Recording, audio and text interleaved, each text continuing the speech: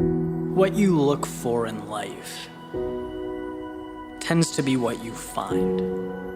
What you believe is usually what you see, which means your existence hinges on where you build your walls. And part of the reason stories, music, movies, they move us is because we're allowed, even if it's for a short period of time, to change our parameters on these things, to let the mind navigate through a world without any limitation. When you think about it, we never fast forward through a movie so that we can quickly check off the box and complete it. Right? We never rush through to move on to the sequel. No, we want to experience it.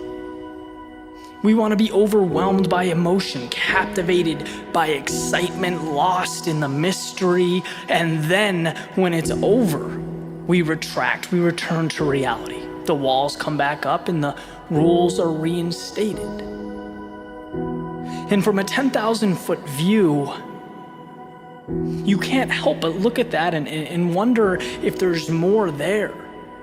Why do we have to retreat to this microcosm of our ideal world where we're not rushed, we can enjoy the moment? Why does it take a dark room and objects depicted on a small screen for us to feel like it's acceptable to step outside of this everyday script?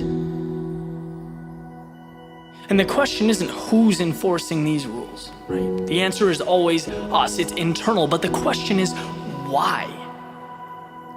Is it incomprehensible that the same excitement be inserted into your world?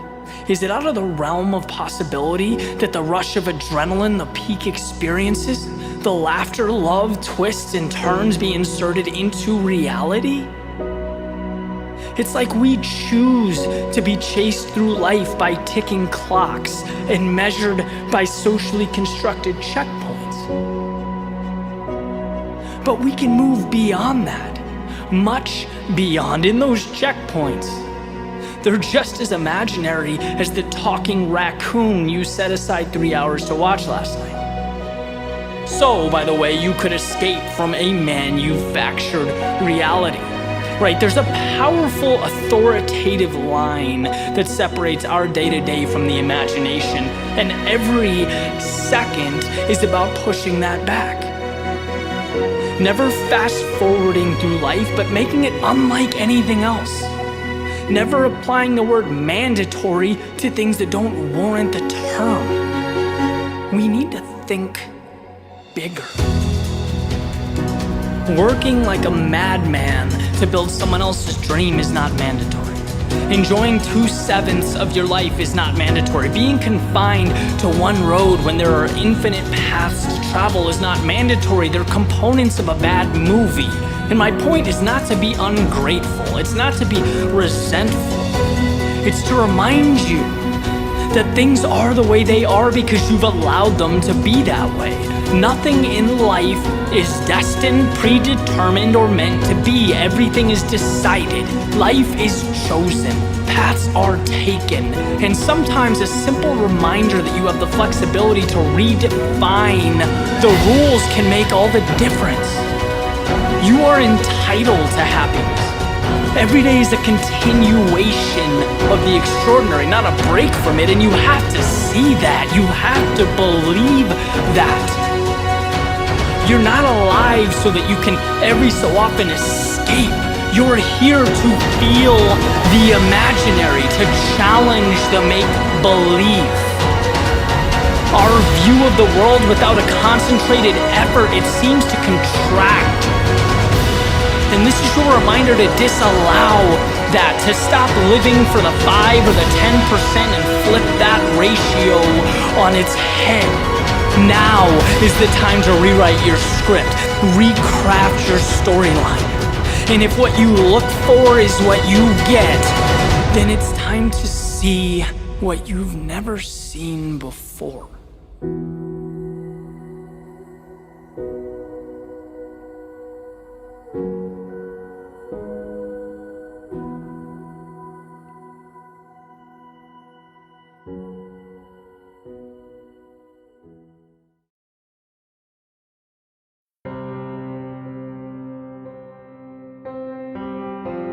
running around this morning, trying to get a head start on some things. Decided to stop in, grab a quick coffee. So I'm standing in line, door opens, two gentlemen walk in, stand in line right behind me. They start chatting back and forth, and basically one of them starts talking about how he's had a rough morning. Dealt with some unfortunate things and was basically capping today off as a bad day. Which on the surface is pretty ordinary. You know, we all have rough days, they're real, and this happened to be one of them. But it also happened that as he said this, I was looking at the clock, and it wasn't even 7 a.m. Now, I don't know this guy's situation, it's absolutely none of my business, and I have no intention of delving into it. But internalizing all this sort of got the gears turning in the back of my head. You know, I'm thinking about how much the day is left. The sun is still coming up as this conversation's happening, so I grabbed my coffee and walked outside, started to think about all the reasons that today is good, which is sort of an awkward activity at first, right? It's not something we consistently walk around talking to ourselves about, but as I gave it some thought, I immediately saw the benefit. Today is good because, for starters, what I'm left with at the end of the day is directly correlated to the decisions that I make throughout the day. Think about how powerful that is in itself, right? You know that feeling when you have a blank page to write or paint? Or there's a movie that you've been dying to see, the opening credits first come out, the first note is played at a concert. I'm living that, right? I am personified opportunity just walking down Beacon Street. If I go left, everything that happens will be because I went left. Think about the power that's contained in that. I mean, it opens the door for unlimited opportunities. Today is good because it's right now. I may have made some rough decisions last week, last month, last year, but guess what? They don't exist where I'm going. In fact, they don't exist at all. Maybe yesterday, but not today. Right? They've played their part, they've provided their wisdom, now they can disappear. Today is good because statistically, I shouldn't be here. Because so many people were robbed of today. Because I get the opportunity to see the sun come up. And because the time will come when that will no longer be the case. Today is good because I have friends and family to share it with. This ridiculous ride, chock full of ups and downs and all that stuff in between, right? I'm certainly not capable of sitting here and dissecting the meaning of life, but I do know that whatever it happens to be, it's substantially better when shared, when enjoyed, and today that's what I'm going to do. Today is good. I'd like to think there's a lot in store down the road. You know, some of it will push me forward, some of it will cause me to stop, make adjustments, but I'll be damned if it will take the joy out of my day. Not today. I have something very different in store and I plan to see it through. I have the ability, the resources, the determination. I can't think of anything else I'd need. So coffee in hand, here I go.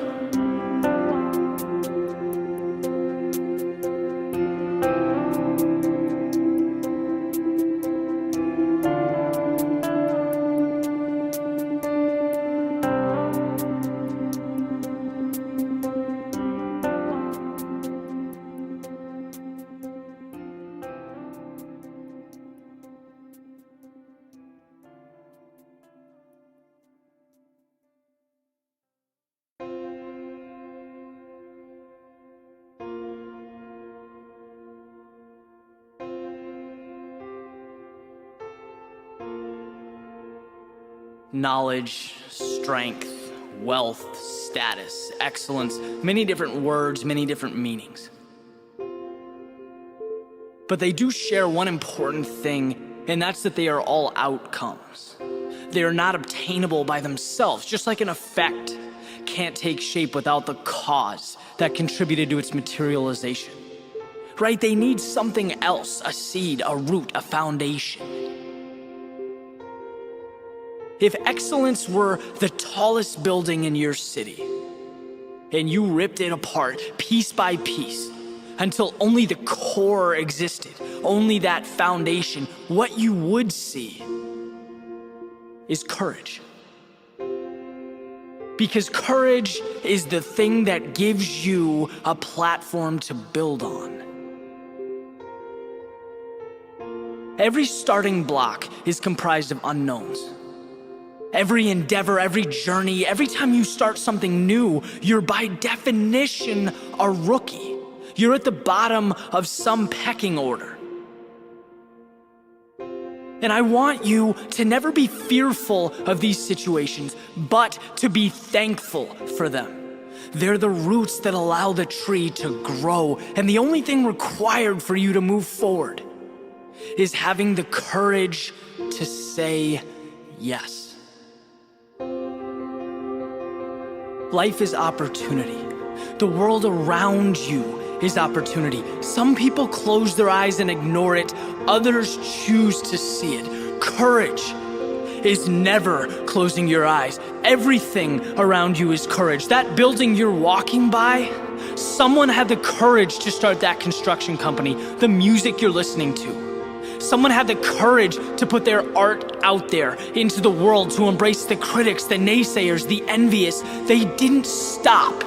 And now their creativity is flowing out of your headphones and into your life. Courage is the understanding that simple and easy are very different words. It is incredibly simple to work harder than the person next to you. It is simple to make sacrifices, to move out of your comfort zone. You don't need to understand Einstein's theory of relativity to be able to do those things.